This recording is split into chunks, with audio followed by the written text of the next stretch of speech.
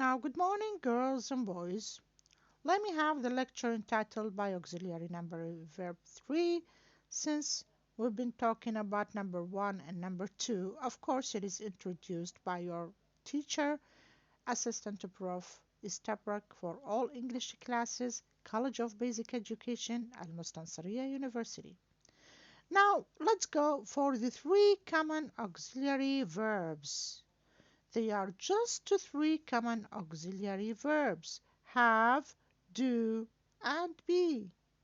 In this section, we'll take a closer look at how these common verbs work. Plus, you'll see some examples. Now, let us start with have. Have is a very important verb that can stand alone in all its tenses, including has, have, having, had, and hadn't, or had not. It is usually used to denote ownership, and it can also be used to discuss ability or describe appearance. Have is also a very popular substitute for the verbs eat and drink. For example, let's have a dinner.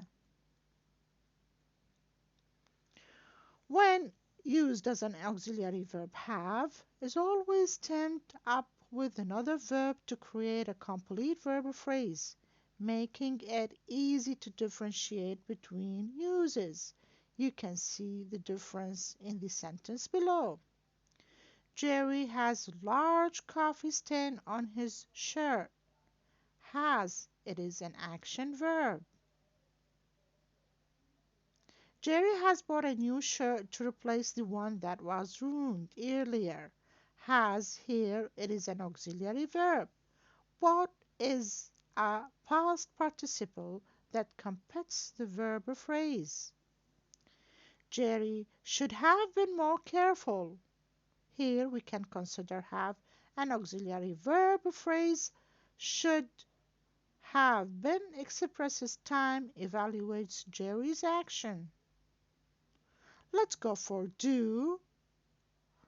Do also can be used as an action verb that stands alone in all its tenses, including to do, does, done, did, and didn't, doesn't, or did not. When we use do as an auxiliary verb, do is always paired up with another verb to create a complete verb phrase. But in some cases, it is used to add emphasis. As in this example, I did put the garbage out.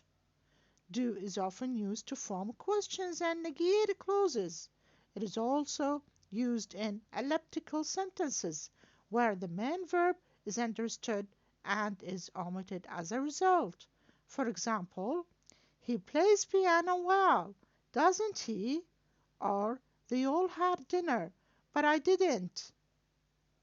So, because he spells things so often, Jerry does more laundry than most people. So does here is the action verb. Jerry didn't put his coffee in a cup with a lid.